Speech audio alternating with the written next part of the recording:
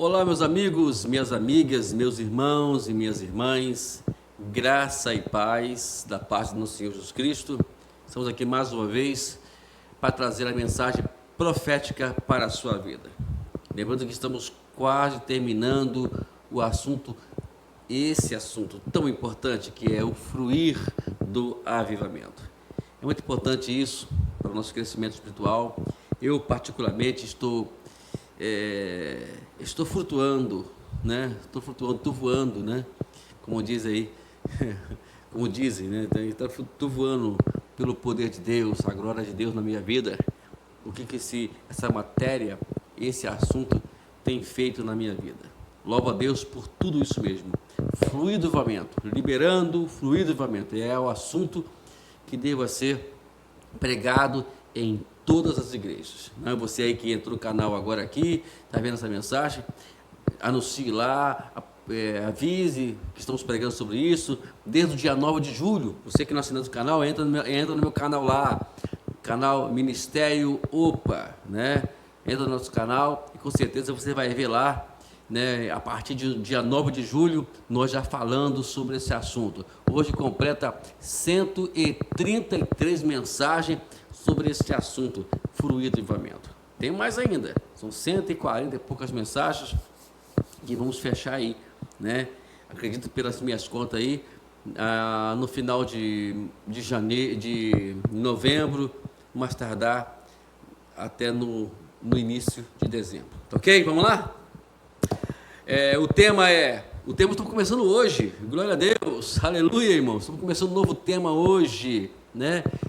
O tema é a manutenção organizacional acima da expansão focada no reino. Vou repetir, a manutenção organizacional acima da expansão focada no reino. Esse assunto é muito importante. Nós temos aí a base de 4 a 5 mensagens falando sobre esse tema, né? E eu acredito que vai ser de grande valia para você. Vamos lá? Nós temos aqui alguns textos bíblicos. Em Mateus nós temos 3 passagens bíblicas que eu quero ler com vocês. A primeira dela é a mais famosa. Eu amo essa passagem. Eu acredito também que você ama ela também. Você se identifica com ela. Mateus capítulo 6, versículo 33, diz assim: buscai em primeiro lugar o seu reino e a sua justiça, e todas essas coisas vos serão acrescentadas. Agora vamos em Mateus ainda, no caso, capítulo 9, versículo 37 e o versículo 38. Vamos lá. 37, diz assim: e então se dirigiu aos seus discípulos, a seara, na verdade, é grande, mas os trabalhadores são poucos. Rogai, pois, ao Senhor da seara que mande trabalhadores para a sua seara. Agora, Mateus ainda, porém, capítulo 28, e vamos ler o versículo 16 até o versículo 18 de Mateus. Vou dizer assim: e seguiram os 11 discípulos para a Galileia, para o monte que Jesus lhes designara. E quando o viram, o adoraram, mas alguns duvidaram. E Jesus, aproximando-se, falou-lhes, dizendo: toda a autoridade me foi dada no céu e na terra. Agora vamos para Marcos, capítulo 11, versículo 17. Marcos, capítulo 11, versículo 17, que diz assim: também os ensinava e dizia: não está escrito, a minha casa será chamada casa de oração por todas as nações? Vamos lá? Ou melhor, vamos continuar, né? E vós, porém, tendes transformado em corvis de salteadores. Né? Tá aí a passagem bíblica. Agora vamos lá em Lucas, capítulo 6, verso 38, que diz assim: dai e dar-se-vos-á, boa medida, recalcada, sacudida, transbordante, generosamente vos darão, porque com a medida com que tiverdes medido, vos medirão também. Olha só as coisas, amados. Agora vamos finalizar ainda em Lucas, porém no capítulo 14, versículo 23. 14, 23, que diz assim: Respondeu-lhe o Senhor: Sai pelos caminhos e atalhos, e obriga a todos a entrar, para que fique cheia a minha casa. Que versículo maravilhoso! Vamos sair por todos os lugares, para que a casa de Deus ela fique cheia. Vamos lá, hoje vamos falar sobre a introdução dessa passagem, né, que na verdade é o que nós vamos começar hoje, trazer uma introdução, e amanhã vamos aí trabalhar com tópicos. Vamos mencionar os tópicos e vamos pregar sobre aqueles tópicos. Vamos lá. O mais trágico dos acontecimentos na igreja de hoje é forte tendência a preocupar-se mais com a manutenção organizacional do que com a expansão do reino. Esse padrão existe quando a maior quantidade de energia da igreja, enfoque e recursos são centrados e usados dentro dela, ao invés de ir para fora das quatro paredes.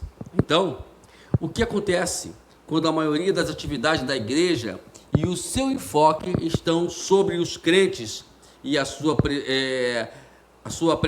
apreciação, ao invés do discipulado sério, evangelismo e missão? O que vai acontecer com a igreja se ela não se envolver com o que ela foi chamada? Gente, a palavra eclésia no grego já diz tudo sobre a igreja: chamados para fora. A igreja não foi chamada para ficar dentro de quatro paredes. Bom, pelo menos nós aprendemos isso com Jesus ensinando e os discípulos praticando. E vimos isso acontecer com eles. E vimos que eles começaram a sair, né? Ensinava de casa em casa, estava no templo sim, mas sempre priorizava as ruas. Tudo o que acontecia era nas ruas. O templo, na verdade, no meu entendimento, né, eu creio que o templo ele apenas é um local para a gente sentarmos e escutarmos a palavra de Deus para sabermos o que vamos fazer no dia seguinte, né? Isso é uma outra história que mais tarde a gente vai contar com mais clareza para você. Mas a princípio é isso, né? As pessoas eles estão mais preocupados, dando mais enfoque à questão organização, à questão mais prédio, à questão mais programa e etc, como nós pregamos ontem, terminamos de falar sobre programas sem oração, porque às vezes as pessoas fazem programas, não é pecado você programar, não é pecado você projetar, mas tudo tem que ser feito com oração, como nós ensinamos isso nas mensagens anteriores.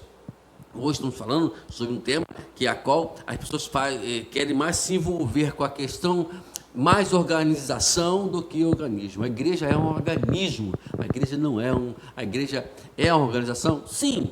Ela precisa ser organizada? Sim. Eu acho lindo quando é uma igreja ela toda programada, toda organizada, mas isso não pode ser o enfoque dela. O enfoque tem que ser pregar o evangelho, um discipulado sério, um evangelismo sério, missões para poder ir ao encontro das almas. Vamos ao segundo ponto. Aqui nós temos duas condições porque acontece quando a igreja, né, quando ela não se envolve, quando o foco dela não está na apreciação do evangelismo, do discipulado, da missão. Nós temos aqui duas condições que tornam evidente isso. Olha a primeira, que é para doer o coração. Primeiramente, o Espírito Santo fica apagado, entristecido, em virtude do enfoque ser totalmente diferente daquela que Cristo queria. Me falam, queridos, o que Cristo quer? Qual é o objetivo da igreja? Para que foi criada a igreja? O que Jesus ensinou sobre a igreja? O que os apóstolos ensinaram sobre a igreja? Como que foi a igreja primitiva? Ali está o modelo. Então, no modelo, vamos para a Bíblia, meu amado. Vamos aprender a Bíblia, vamos nos envolver com a Bíblia. Então, a primeira dela é que tudo isso faz com que o Espírito Santo ele se apaga dentro da igreja e se entristece com essas situações todas, com essas atividades que não vai levar ninguém a lugar nenhum com Deus. Segundo condições que se torna evidente isso, que é o enfoque da igreja sobre si mesma produz uma atmosfera morna e morte espiritual. Tem uma coisa que Deus não suporta, é a mornidão, né? Então isso faz com que a igreja ela seja aquilo que Deus não quer que ela seja, que não foi chamado para ser. A igreja ela tem que ser ativa, uma igreja tem que ser para frente, uma igreja tem que se envolver com as almas, com relacionamentos, e é muito importante que a gente entenda isso, mas não teologicamente, não teoricamente, mas vamos entender isso praticamente, ações, né? Vamos ir para as vilas, vamos para o lugar, como nós lemos aqui na última passagem de Lucas 14, 23, vamos para lá, vamos sair para que a casa de Deus ela fique cheia. Vamos lotar assim, vamos lotar, mas não é cheia de pessoas simplesmente, mas pessoas que a qual querem buscar o Senhor. Vamos lá, vamos terminar agora. Último ponto aqui. Eu chamo essa condição de o efeito mar morto, pois a igreja tem pouco e nada para ecoar para fora dela o ministério e o serviço do reino. Quando há pouco ou nada para escoar, não é ecoar, é escoar, perdão, no serviço do reino, inevitavelmente a igreja se torna fraca, sem vida e ocupada com si mesma. Infelizmente, igrejas focadas em si mesma exibem características muito familiares. Pessoas que a igreja, ela fica... Você já viu quando a água não tem para onde sair, ela fica sem movimento, né? Uma água estagnada, ela vai atrair mosquitos, bactérias e a série de situações que não é legal. Então a gente tem que sair, tem que se movimentar. A igreja tem que ficar em movimento. É tanto que ali, como Jesus falou que queria derramar o Espírito Santo sobre a vida dos discípulos, está falando sobre o poder de Deus, está falando sobre dunamis, no grego. Dunamis é dinamite, dinamismo, energia para brilhar, para sair, se movimentar. Um crente cheio do Espírito Santo, ele se movimenta. Um crente cheio do Espírito Santo não fica preso a sistema. Um crente cheio do Espírito Santo não fica preso a uma organização.